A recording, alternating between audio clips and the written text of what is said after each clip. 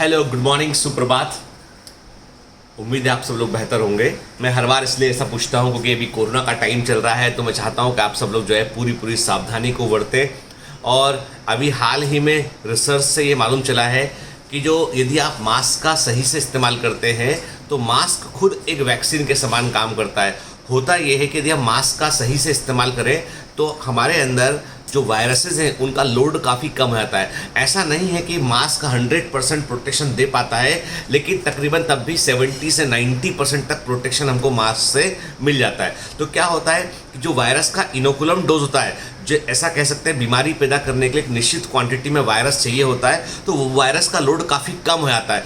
आता है virus body के अंदर, लेकिन वो कम मात्रा में आता है, जिसके चलते क्या होता है कि हमारी बॉडी जो है वो हमारे इम्यून सिस्टम को एक्टिव कर देती है और हमारी बॉडी एंटीबॉडीज़ बना देती है। तो उससे हमारी बॉडी जो है उस छोटे से वायरस के लोड को हटा देती है और फिर आने वाले वायरस से के इन्फेक्शन से सेव करने की कोशिश करती है। और ये रिसर्च जो है वो इटालियन रिसर्च है। इटली में भी इसको जो है वो प्रूव किया गया। अमेरिका में भी यही एविडेंस मिले कि जो मास्क का यदि आप सही से इस्तेमाल करते हैं, प्रॉपरली मास्क को आप लगाते हैं, तो वो एक वैक्सीन के समान काम कर रहा है।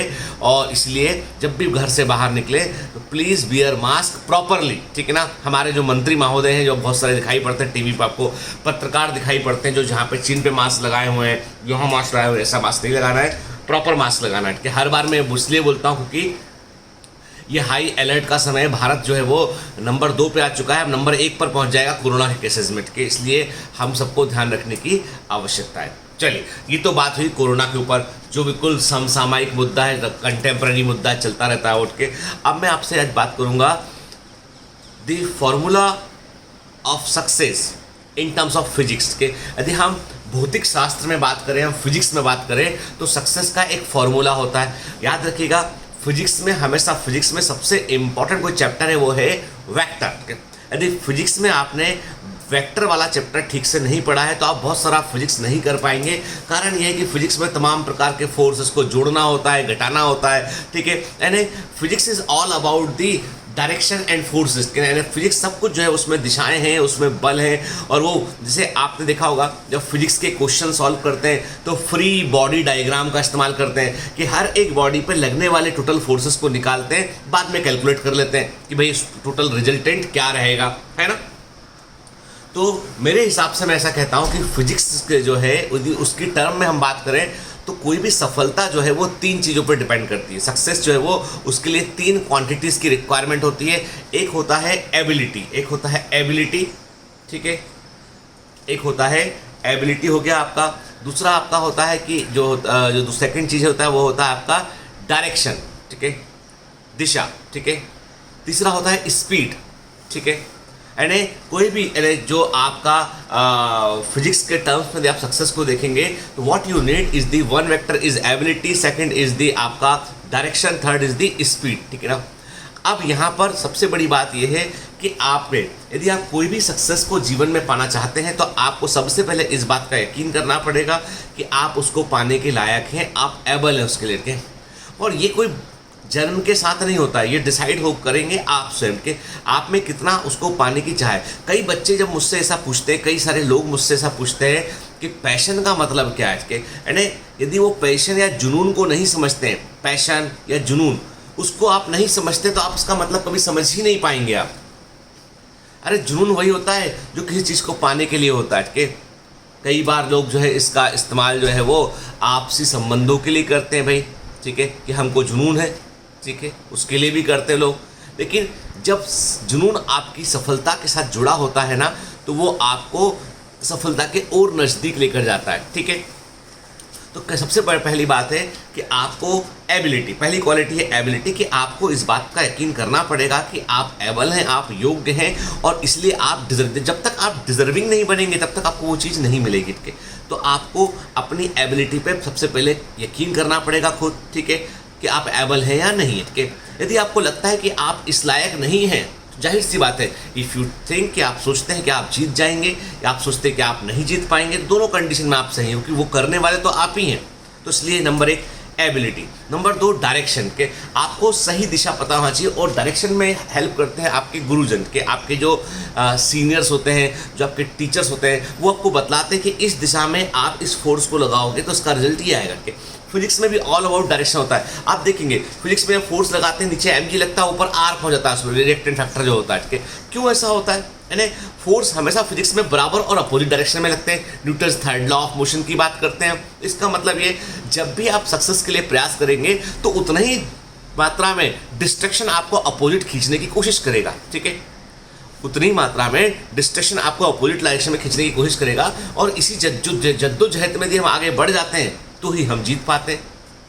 डायरेक्शन तो आपको एक निश्चित दिशा पर लगातार आगे बढ़ता है। यदि आप डायरेक्शन लेस रहेंगे, आपके जीवन में कोई दिशा नहीं होगी, तो आप सक्सेस को नहीं पा पाएंगे। सक्सेस का मतलब केवल नीट आईआईटी के एग्जाम से नहीं है, यूपीएससी के एग्जाम से नहीं है। सक्सेस का मतलब जीवन में किसी भी लक्ष्य को पाने से है। ठीक है, अब तीसरा सबसे इंपॉर्टेंट फैक्टर जो है वो हो गया, मैंने कहा एबिलिटी, मैंने कहा डायरेक्शन, तीसरा हो गया स्पीड के। यहाँ पर स्पीड का मतलब है टाइम पीरियड, समय काल से। समय काल जो है टाइम पीरियड। कई बार क्या होता है कि हम सक्सेस की कामना तो रखते हैं, सफलता हम पाना चाहते हैं, हम एबल भी होते हैं, योग्य भी होते हैं, लेकिन हम टाइम फ्रेम डिसाइड नहीं करते कि एक अटेम्प्ट दिया, फिर दूसरा अटेम्प्ट दिया, चलो इस बार ने तीसरा अटेम्प्ट दिया, चौथा अटेम्प्ट दिया, पांचवा अटेम्प्ट दिया, के अटेम्प्ट देते चले जा रहे हैं, योग्य हैं, डायरेक्शन भी मालूम है, लेकिन अपने काम की स्पीड उतनी नहीं है। अपने काम का जो आउटपुट है पर यूनिट टाइम, मैंने आप सब लोगों को पर यूनिट टाइम में कितना आप आउटकम दे सकते हैं, that is one of the very important thing के, वो चीज़ महत्वपूर्ण है। तो वो जो स्पीड है, जो समय काल है, वो बड़ा महत्वपूर्ण है। आपको बता दूं मैं, इसका जिक्र रामायण के अंदर भी है। रामायण में ऐसा लिखा है कि जब भगवान श्री राम जो है वो सीता जी का हरण कर लिया होता है रावण ने। ठीक है, वो उनको अपने लंका में रखे होते हैं। ठीक है, अब भगवान श्री राम जो है, लक्ष्मण ये ढूंढ रहे होते हैं सीता जी को। साल गुजर चुका होता है, बहुत लंबा टाइम है, कई महीने गुजर चुके होते हैं उसमें। ठीक है, फिर खबर होती है कि रावण लेके गया। ये तो खबर तभी लग गई थी जब उनका किडनैप हुआ था, सीता जी को किडनैप किया था रावण ने, तभी खबर लग चुकी थी अपहरण करने के दौरान। जटायु ने बताया था भगवान श्री राम को। जटायु एक गिद्ध था, है ना। तो अब भगवान श्री राम जब हनुमान जी को दूत बनाकर वहाँ भेजते हैं, तो हनुमान जी को जो है वो सीता जी बतलाती हैं कि एक दिन पहले रावण यहाँ आया था, और रावण ने बोला है कि तुम्हारे पास 1 महीने का वक्त है, तुम डिसाइड कर लो कि तुम मुझसे विवाह करोगी या नहीं करोगी। यदि तुम नहीं करोगी तो मैं तुम्हें मार दूंगा। There is no point to कि तुम्हें हम रखे रहे यहाँ पर, तो कोई इसका मुद्दा नहीं बनता है। तो 1 महीने का टाइम मुझे रावण ने दिया है, उसने, और वो अपनी बात का पक्का है। वो जो बोलता है वो करता है, और जो नहीं बोलता है वो डेफिनेटली करता है। ठीक है, तो ऐसा सीता जी ने बताया कि भैया कि ऐसा है। रावण जो है वो 1 महीने का वक्त देके गया। हनुमान जी जो है जाके भगवान श्री राम को बतलाते हैं कि भैया 1 ही महीने का वक्त दिया है प्रभु उन्होंने, कि 1 महीने बाद वो माता सीता को जो है वो मार देंगे।